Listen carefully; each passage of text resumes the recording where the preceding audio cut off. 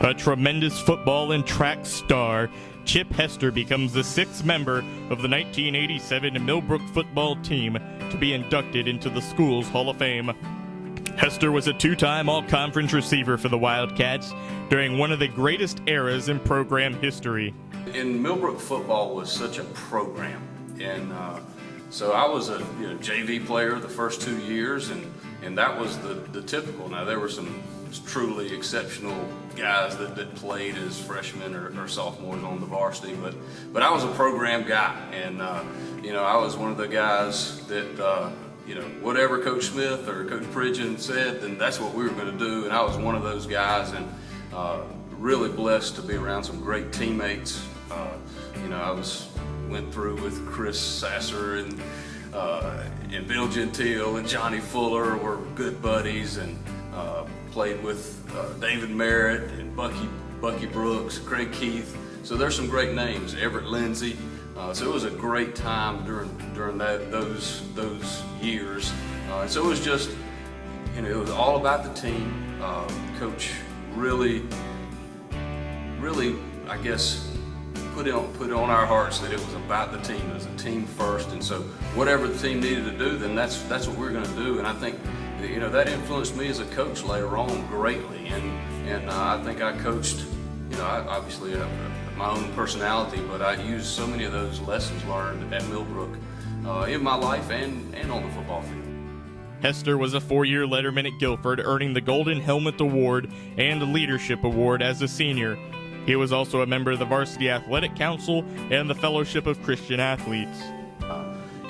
That was another good experience. I played with my teammate here, Clarence Inscore, that's obviously the head football coach here, and he and I were roommates for 4 years, and so again, another guy that loved the game, and we were brothers, and he influenced me, and I hope I influenced him, and we kind of competed against each other and pushed each other, and I think that made me a better football player, and it ended up making me a better coach.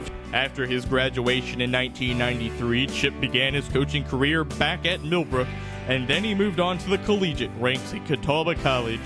In 2002, he was named the head coach of the Indians, and over the course of the next decade, Chip Hester would become the second all-time winningest coach in program history.